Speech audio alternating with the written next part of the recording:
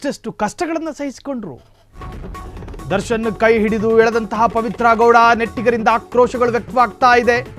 Phone number ಕೊಡುವಂತೆ ದುಂಬಾಲು. ಈ ಪೋಲಿ ಹುಡುಗರು ಕಾಲೇಜ್ ಕ್ಯಾಂಪಸ್ನಲ್ಲಿ ಹುಡುಗಿರ ನಂಬರ್ ಕೇಳ್ತಾರಲ್ಲ, ಹಂಗೆ ನಾಚಿಕೆ ಆಗಬೇಕು. ನ್ಯಾಯಾಲಯದ ಮುಂದೆ ಭಾರಿ ಹೈಡ್ರಾಮಾ ಆಗಿದೆ. ಭಾರಿ ಹೈಡ್ರಾಮಾ. ದರ್ಶನ್ ಕೈ ಹಿಡಿದು ಎಳೆದಂತಹ ಪವಿತ್ರ ಗೌಡ, ರೇಣುಕಾಸ್ವಾಮಿ ಕೊಲೆ ಪ್ರಕರಣದ ಪ್ರಮುಖ ಆರೋಪಿಗಳಿವರು. ಒಂದು ತಾತ್ಸಾರವಾದ ಪ್ರಕರಣದ ಆರೋಪಿಗಳಲ್ಲ. ಯಾವುದಾದ್ರೂ ಒಂದು ತಂತಿ ಬೇಲಿ ಕದ್ದಿರೋ ಪ್ರಕರಣನೋ ಅಥವಾ ಪಕ್ಕದ ಮನೆ ಕೋಳಿ ಕದ್ದಿರೋ ಪ್ರಕರಣ ಅಲ್ಲ. ಒಬ್ಬ ಮನುಷ್ಯನನ್ನು ಅತ್ಯಂತ ನಿರ್ದಯವಾಗಿ ಕೊಲ್ಲಲಾಗಿದೆ. ಆ ತರಹದ ಆರೋಪಗಳು ಇವರು ಇಬ್ಬರ ತಲೆ ಮೇಲಿರುವಂತಹದ್ದು. ಇವ್ರು ಯಾರು ಕಳಂಕ ರಹಿತರಾಗಿ ಹೊರಗೆ ಬಂದಿಲ್ಲ. ಇವರೆಲ್ಲರೂ ಈಗಲೂ ಅಕ್ಯೂಸ್ಡ್ಗಳು. ಯಾವುದೇ ಕ್ಷಣ ಯಾವುದೇ ತರಹದ ತೀರ್ಪು ಬೇಕಾದರೂ ಬರಬಹುದಾದಂತಹ ಪ್ರಕರಣ ಇದು. ಹೈ ಪ್ರೊಫೈಲ್ ಪ್ರಕರಣ. ಶ್ವೇತ ಬಣ್ಣದ ಸ್ಯಾರಿ ಹಾಕ್ಕೊಂಡು, ಮನಸ್ಸು ಕೂಡ ಅಷ್ಟೇ ಶ್ವೇತವಾಗಿರಬೇಕು ತಾನೆ.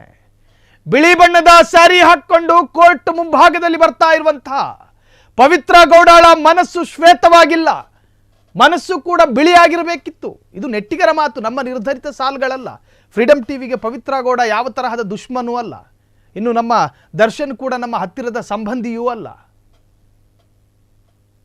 ನಟ ದರ್ಶನ್ ಪತ್ನಿಗೆ ಸಾಕಷ್ಟು ಬಾರಿ ಹಿಂಸೆ ಕೊಟ್ಟಿದ್ರು.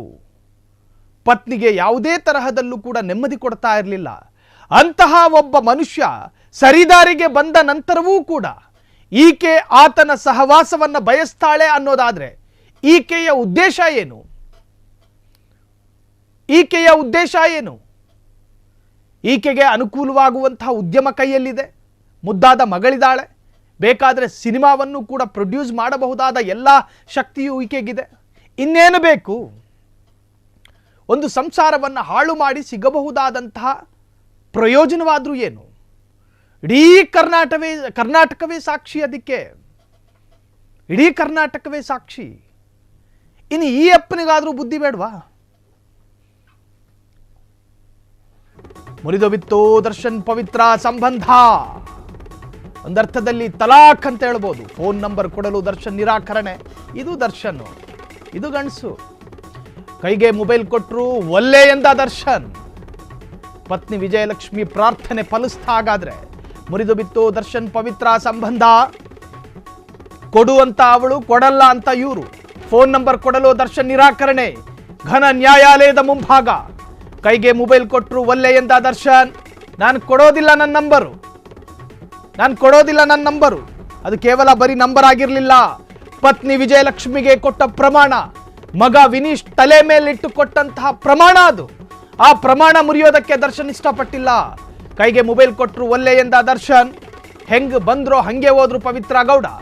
ಮುರಿದು ಬಿತ್ತು ದರ್ಶನ್ ಪವಿತ್ರ ಸಂಬಂಧ.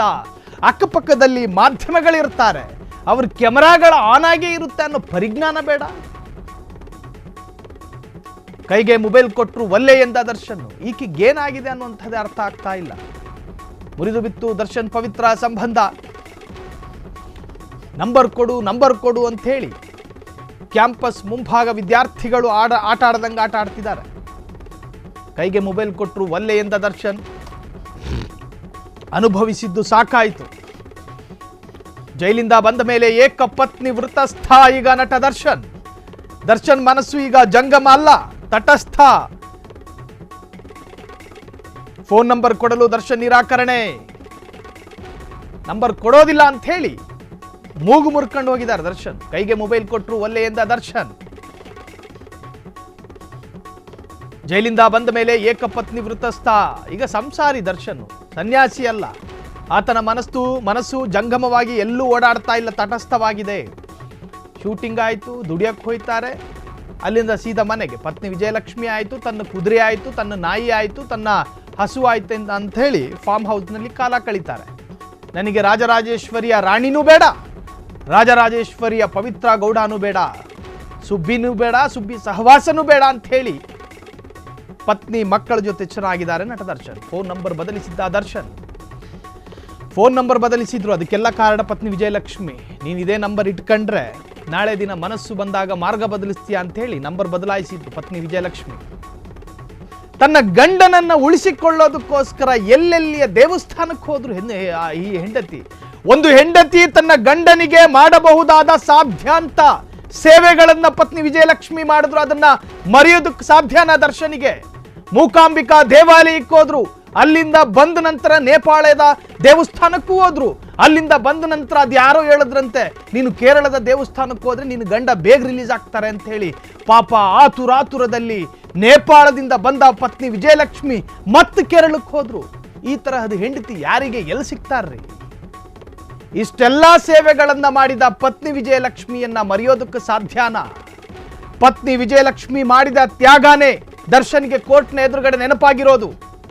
ರಾಜರಾಜೇಶ್ವರಿಯ ರಾಣಿಯೊಬ್ಬರು ಬಂದು ಕೈಗೆ ಮೊಬೈಲ್ ಕೊಟ್ಟು ನಂಬರ್ ಯಾಕೆ ಬದಲಾಯಿಸಿದ್ಯಾ, ನಂಬರ್ ಕೊಡು ಅಂತ ಕೇಳಿದಾಗ ಒಲ್ಲೆ ಅಂತ ಹೋದ್ರು ದರ್ಶನ್. ಕಾರಣ ಅಲ್ಲಿ ಕಂಡಿದ್ದು ಆತನಿಗೆ ತನ್ನ ಪತ್ನಿ ವಿಜಯಲಕ್ಷ್ಮಿಯ ತ್ಯಾಗ. ನಾನೀಗ ಸನ್ಯಾಸಿ ಅಲ್ಲ ಸಂಸಾರಿ ಅನ್ನೋದನ್ನ ಸಾಬೀತು ಮಾಡಿದ್ರು ದರ್ಶನ್.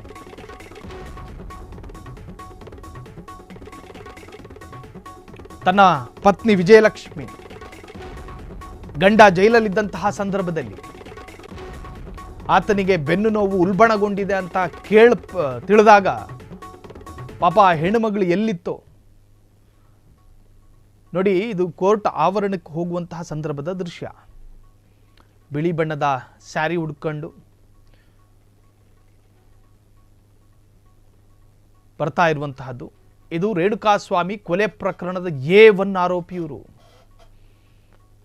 ಆ ಕಡೆ